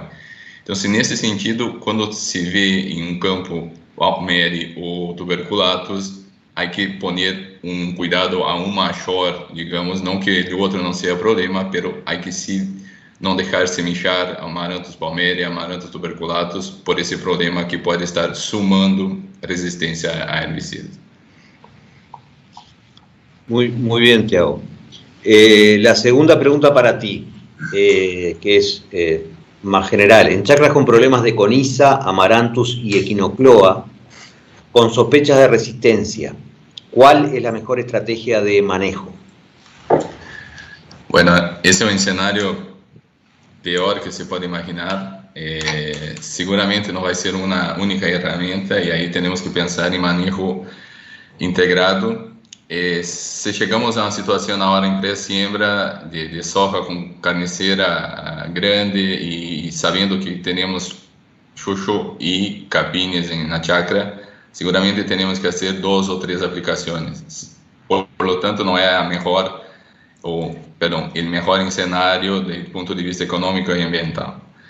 En este caso, seguramente hay que entrar con una carga de herbicidas mayor de arrancada, hacer un doble aplicación y después aún echar un preemergente, como había explanado durante la presentación. Pensando en los próximos trabajos, y reduciendo a emergencia y establecimiento de chuchos y de capines. O sea, es sumando herramientas, pensando en manejo integrado para no llegar a ese escenario tan complicado que es manejar con una única herramienta no va a ser logrado. Hay que pensar en manejo integrado. Muy bien, Tiago. Bueno, muchas gracias a todos. De mi parte, agradecer a los 4 ponentes, a las 4 charlas, a Silvina, a Tiago, a Sergio y a Florencia. Obviamente al equipo de transferencia y comunicación, Sebastián Bogliacchino, Ernesto Restaino, al director regional, que a pesar de que es veterinario está hasta estas horas aquí en La Estanzuela, y al integrante del área de coordinador del área de agronegocios, Federico Onoya, quien ha colaborado con mucho esfuerzo para esta jornada. Y los voy a dejar con el ingeniero agrónomo Alejandro López, que es gerente general de la Unión Rural de Flores y que además forma parte del Comité de Gestión de Génesis, para dar el cierre de esta jornada, que espero haya sido útil desde el punto de vista tecnológico. En nombre del programa de cultivos también saludarlos y esperarlos hasta la próxima. Alejandro, adelante con el cierre. Bueno, muchas gracias, Jorge. Buenas noches a todos. Y en el cierre, bueno, agradeciste ya de antemano a todos. Agradecerte a ti por la colaboración en la moderación de la jornada. En nombre de Copagran, Calmer, Calsal, Soforuta, Cadol y Unión Rural de Flores e INIA, el agradecimiento al público que nos acompañó en esta jornada, a los expositores y al equipo de soporte. Estamos ante la validación de una marca que ha tenido su trayectoria en estos años, como dijo Jorge Becerro al inicio, desde el año 2008 comenzó a gestarse esta alianza, y hoy tenemos variedades adaptadas a nuestro país, con un soporte técnico robusto, como quedó de manifiesto en las exposiciones, y la verdad que eso debería llenarnos de orgullos a todos aquellos que trabajamos acá en este país, que tengamos tanta información y tantas herramientas para decidir entre las variedades a sembrar. Como dijo Sergio, se está en la mejora continua, en el camino de levantar restricciones, y lo importante que se está enfocando en los problemas locales de nuestro país, con lo cual pensamos que hacia adelante tenemos un futuro muy bueno. La invitación a todos aquellos que quieran aprobar las variedades nuevas y a las que están hoy vigentes comercialmente, a arrimarse a las cooperativas. En cada una de estas cooperativas hay un equipo técnico que sabrá recomendar para cada situación en particular la mejor variedad. Hay información de sobra, como mostró Florencia, así que simplemente los esperamos, les agradecemos mucho habernos acompañado. Será hasta la próxima.